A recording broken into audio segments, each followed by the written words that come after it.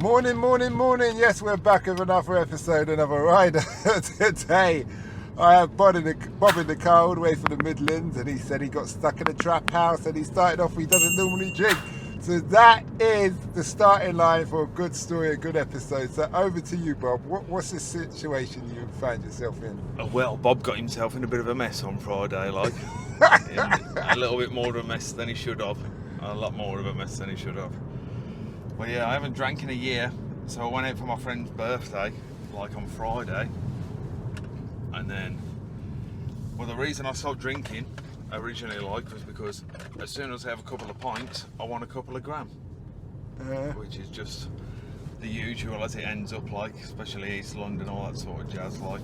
But, yeah, and then Saturday, got invited back to somebody's house.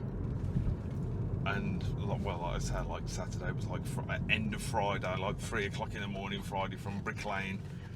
Missioned all the way over here to the middle of fucking nowhere by Richmond, like, where you come and pick me up from. Fucking middle of the sticks, like a fucking hour away from my house. Got there was grams flowing, there was a lot of naughtiness flowing, a lot of females flowing as well, like, and then, but I was too pickled to even pay any attention. But, yeah. Had an extra few more beers, and then it got a little bit moodier and a little bit more trappy, and crack started flying around and ketamine started floating about. I've been on a couple of trips the whole weekend, flying about on spaceships and moths from other dimensions, and yeah, a bit of madness, man.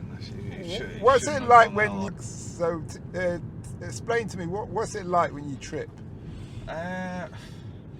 It genuinely does depend on the situation and where you are and who you're with. That levels out your sort of trip for everything. Like, if you're in a good mood, you'll have a good trip. If you're in a bad mood, you'll have a bad trip. And I panicked like fuck, because I'm in a house full of random people that I've never met in my entire life. My friends buggered off while I'm on the first trip on a couple of acid tabs. Why is he or she buggered off? Oh man, it was a he, like, man. He got twisted up and panicked in a paranoid and ran off up the street apparently, like, and yeah, no one's ever seen him since. Like, that was like 24 hours ago. I don't even know if he's alive. Like a ketamine trip, like, if anybody that's listening's ever took cocaine, it lifts you up. If anybody that's smoked weed that's listening, it brings you down. If anybody that's took ket, it sends you left, spiraling out of control with, like, your weirdest imaginations will just be there in your own, like, head. Or is it a manifestation of your deepest thoughts then?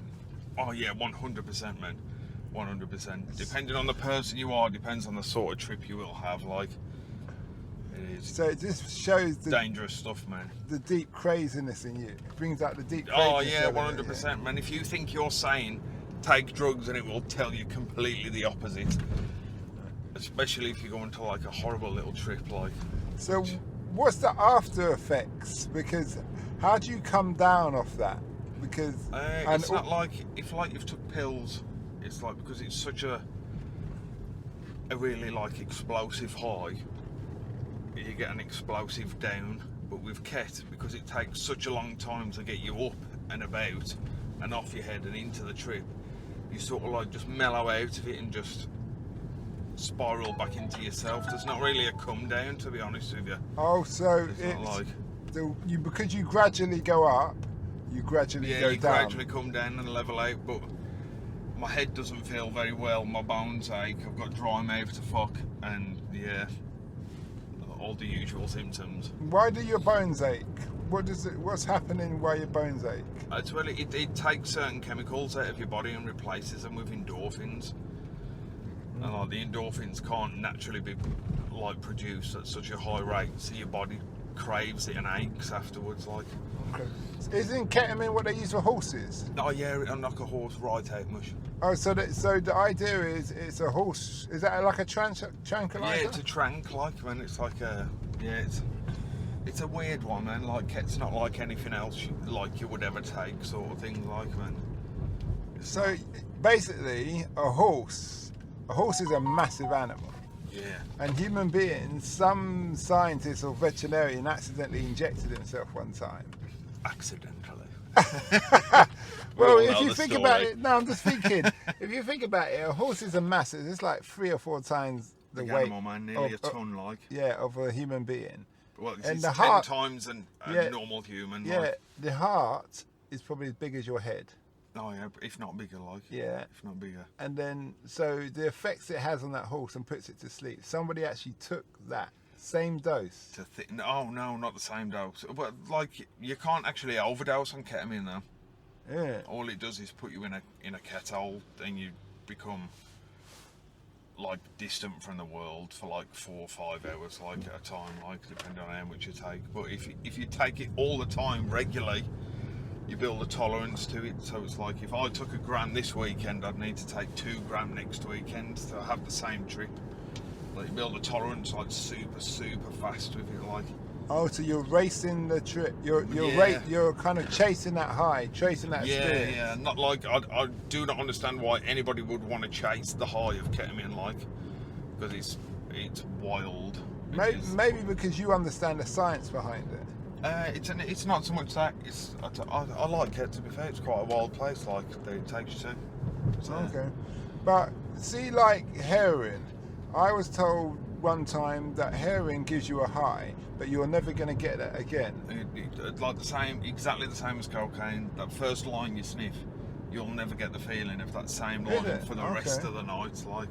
Oh, just for the rest of the night. Yeah, you want to feel like that first line, like all night, constantly. That's why you have a little bit more each time, and a bit more this time, and a bit more the next time. Like.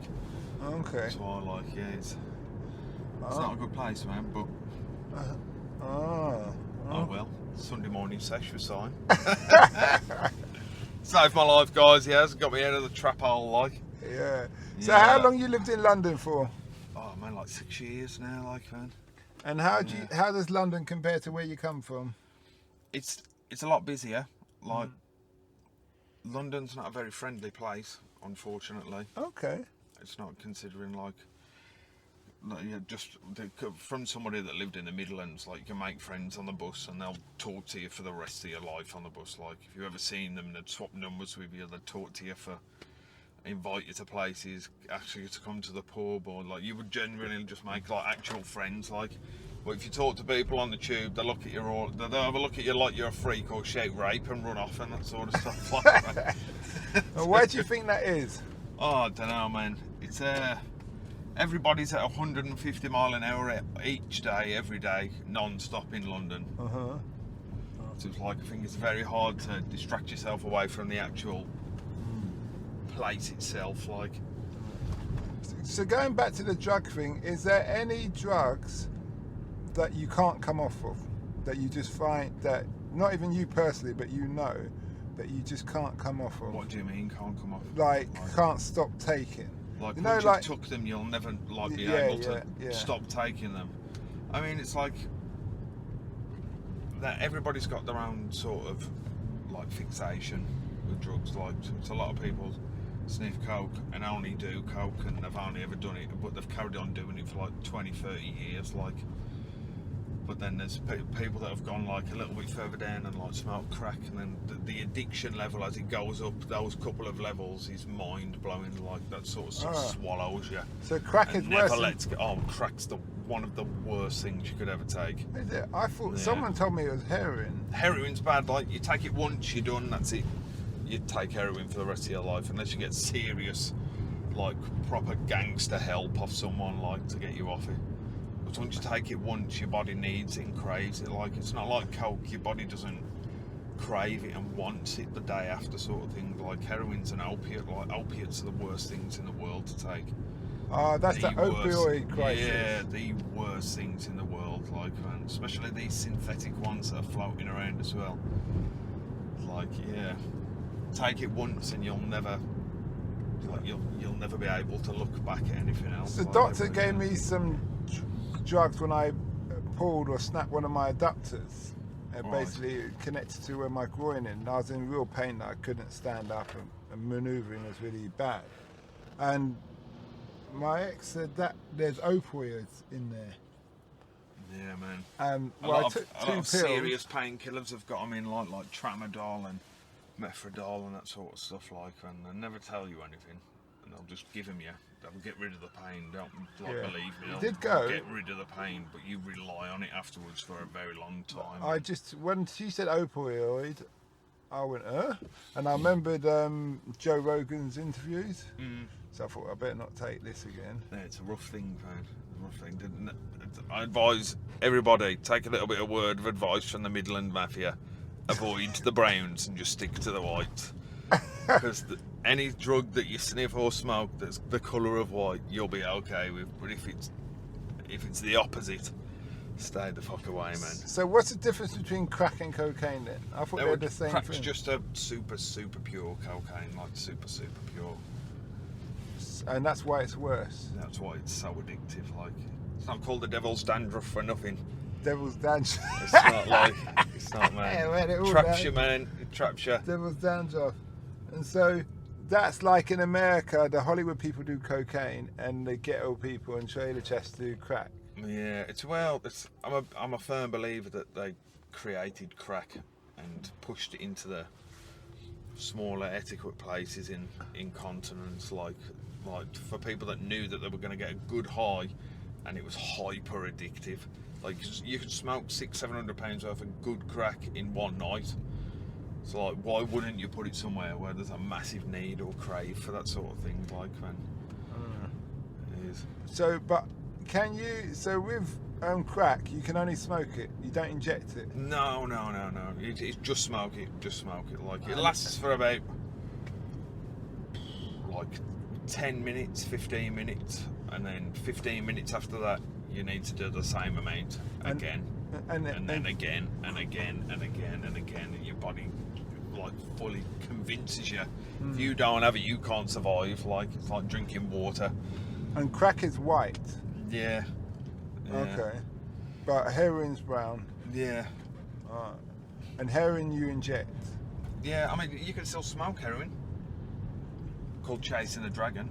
It doesn't have the same effect as what it would if you was going to inject it, like. I think there's some woman one time where she tried to get in a taxi, and then she had this kind of like a big bolt that had a hole, and it had some black stuff in, and then she wanted to light it and smoke it in the car. A bolt, like a. It's like imagine like pipe sort of thing, like. No, it was like that's not a bolt.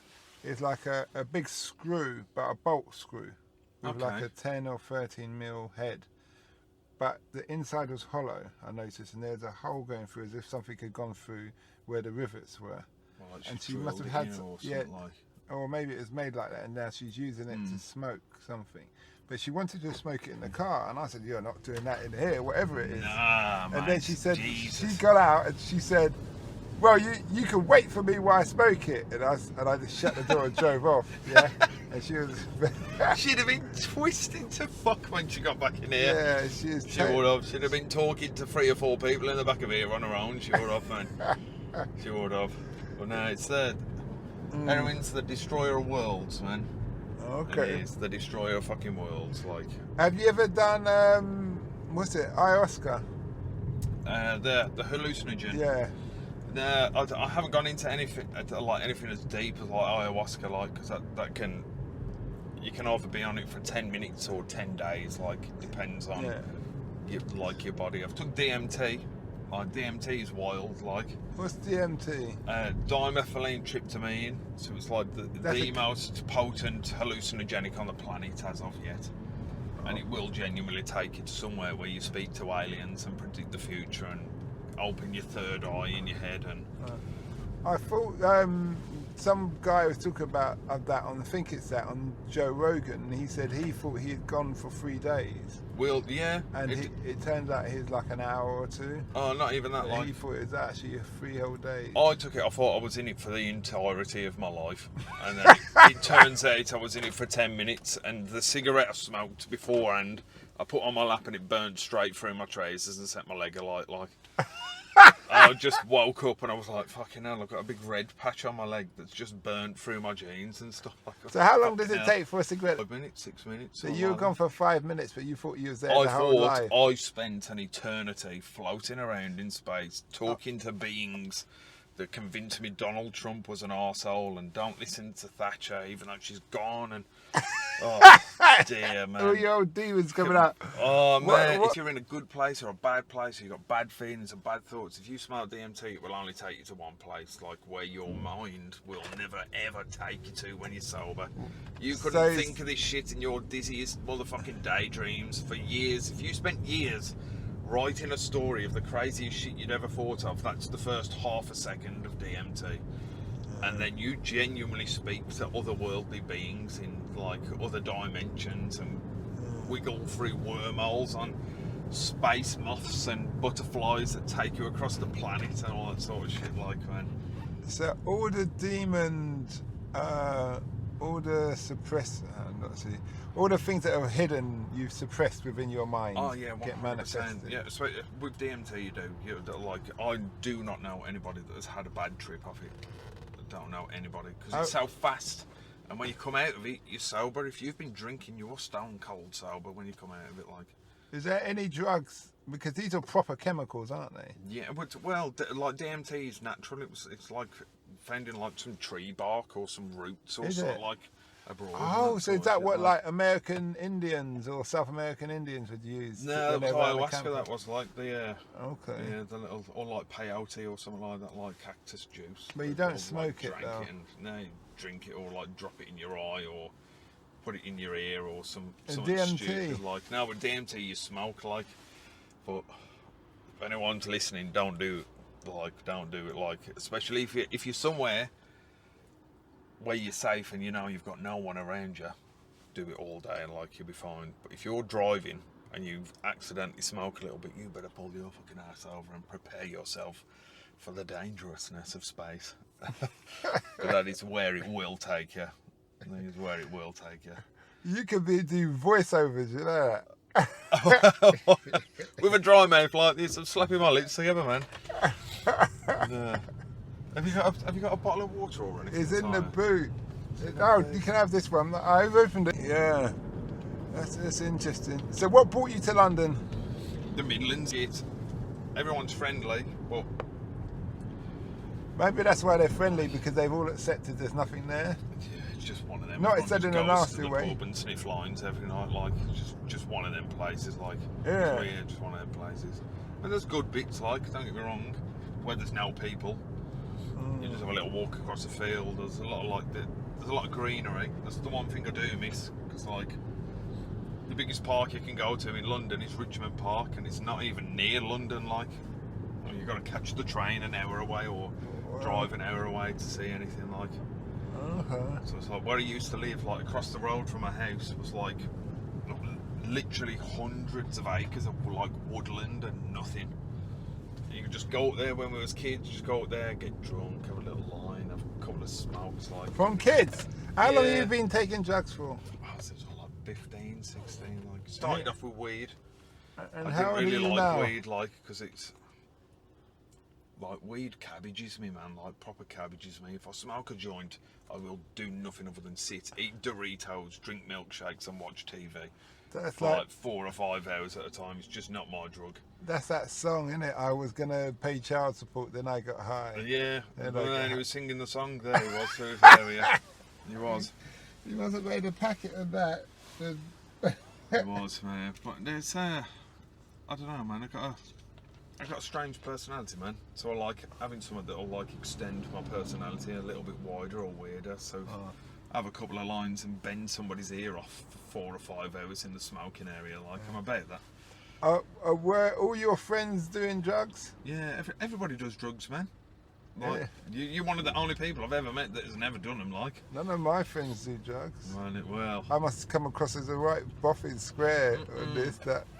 No, don't ever think that. You're probably the most sensible person I've ever spoke to. 90% of our friends will be like, right, let's get to the pub, 2 pints down. Yeah, let's get a couple of bags in. Fuck it, it's Wednesday. Let's see everyone again on Monday.